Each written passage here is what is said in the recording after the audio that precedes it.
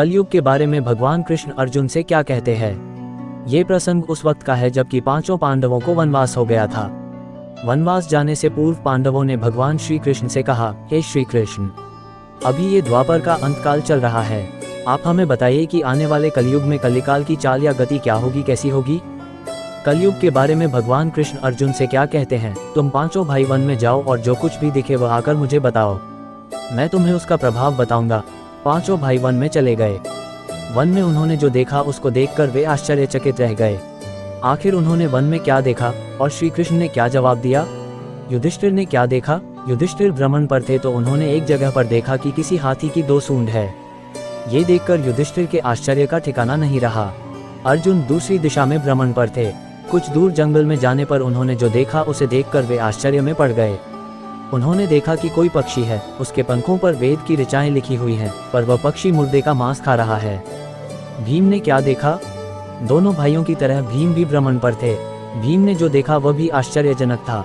उन्होंने देखा कि गाय ने बछड़े को जन्म दिया है। जन्म के बाद वो बछड़े को इतना चाट रही है कि बछड़ा लहूलुहान हो गया। नकुल ने क्या देखा। नकुल ने दौरे पर भी एक चौंकाने वाली घटना देखी। नकुल ने एक बड़े पत्थर को देखा जो एक पहाड़ के आकार का था, जो लुढ़कता हुआ कई पेड़ों से टकराकर जारी रखने और उन्हें नीचे लाने से पहले था।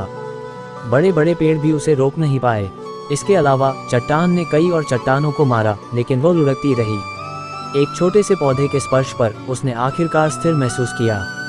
सहदेव ने क्या देखा। सहदेव जब भ्रमण पर थे तो उन्होंने चौथा आश्चर्य देखा कि 7 कुएं हैं और आसपास के कुओं में पानी है, किंतु बीच का कुआं खाली है। बीच का कुआं गहरा है फिर भी पानी नहीं है। उन्हें आश्चर्य हुआ कि ऐसा कैसे हो सकता है। पांचों भाइयों ने अपने देखे गए दृश्य की चर्चा की और शाम को श्री कृष्ण को अपने अनुभव सुनाए। सबसे पहले युधिष्ठिर ने कहा कि मैंने तो पहली बार 2 सूंड वाला हाथी देखा, यह मेरे लिए बहुत ही आश्चर्यजनक था। युधिष्ठिर के बाद अर्जुन ने कहा कि मैंने जो देखा वो तो इससे भी कहीं ज्यादा आश्चर्यजनक था। मैंने देखा कि एक पक्षी के पंखों पर वेद की ऋचाएं लिखी हुई हैं और वह पक्षी मुर्दे का मांस खा रहा है। इसी प्रकार कलयुग में ऐसे लोग रहेंगे जो बड़े ज्ञानी और ध्यानी कहलाएंगे। वे ज्ञान की चर्चा तो करेंगे लेकिन उनके आचरण राक्षसी होंगे। बड़े पंडित और विद्वान कहलाएंगे, किंतु वे यही देखते रहेंगे कि कौन सा मनुष्य मरे और हमारे नाम से संपत्ति कर जाए। हे अर्जुन, संस्था के व्यक्ति विचारेंगे कि कौन सा मनुष्य मरे और संस्था हमारे नाम से हो जाए।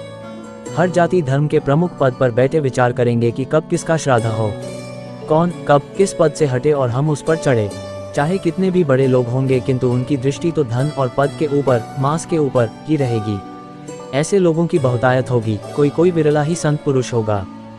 तब श्री कृष्ण के अनुसार मनुष्य शिशुपाल बनेगा। वो कलयुग में बच्चों की मदद करने के लिए अपना इतना समय समर्पित करेगा कि वो खुद को विकसित करने का मौका चूक जाएगा। मोह और मोह के कारण घर का नाश होगा। एक व्यक्ति के पुत्र को हजारों लोग देखेंगे यदि वह साधु बनने के लिए घर छोड़ देता है। फिर भी यदि उसी व्यक्ति का पुत्र ऐसा करता है तो वह ये प्रश्न पूछता है, मेरे पुत्र का क्या होगा। उनका जीवन वहीं समाप्त हो जाएगा, जो उन्हें परिवार से बांधे रखने वाले सभी स्नेह के कारण होगा। गरीब व्यक्ति अंततः अनाथ हो जाएगा। वास्तव में लड़के तुम्हारे नहीं हैं, वे तो बहुओं की अमानत हैं। लड़कियां जमाइयों की अमानत हैं और तुम्हारा ये शरीर मृत्यु की अमानत है। तुम्हारी आत्मा परमात्मा की अमानत है। तुम अपने शाश्वत संबंध को जान लो बस। भीम के बाद सहदेव ने पूछा, हे श्री कृष्ण, मैंने जो देखा उसका क्या मतलब है। मैंने ये देखा कि 7 भरे कुओं के बीच का कुआं एकदम खाली है, जबकि ऐसा कैसे संभव हो सकता है। तब श्री कृष्ण कहते हैं, कलयुग में धनाढ्य लोग लड़के लड़की के विवाह में, मकान के उत्सव में, छोटे बड़े उत्सवों में तो लाखों रुपए खर्च कर देंगे, परंतु पड़ोस में ही यदि कोई भूखा प्यासा होगा तो यह नहीं देखेंगे कि उसका पेट भरा है या नहीं। उनका अपना ही सगा भूख से मर जाएगा और वे देखते रहेंगे।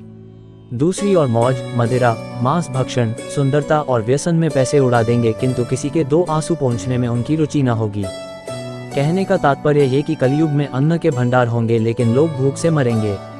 सामने महलों बंगलों में ऐश्वर्य चल रहे होंगे, लेकिन पास की झोपड़ी में आदमी भूख से मर जाएगा। एक ही जगह पर असमानता अपने चरम पर होगी। सहदेव के कृष्ण को बताया कि मैंने भी एक आश्चर्य देखा। वो ये कि एक बड़ी सी चट्टान पहाड़ पर से लुढ़की, वृक्षों के तने और चट्टानें उसे रोक न पाए, किंतु एक छोटे से पौधे से टकराते ही वो चट्टान रुक गई। तब श्री कृष्ण ने कहा, कलयुग में मानव का मन नीचे गिरेगा, उसका जीवन पतित होगा। ये पतित जीवन धन की शिलाओं से नहीं रुकेगा, न ही सत्ता के वृक्षों से रुकेगा, किंतु हरि नाम के एक छोटे से पौधे से। हरि कीर्तन के एक छोटे से पौधे से मनुष्य जीवन का पतन होना रुक जाएगा।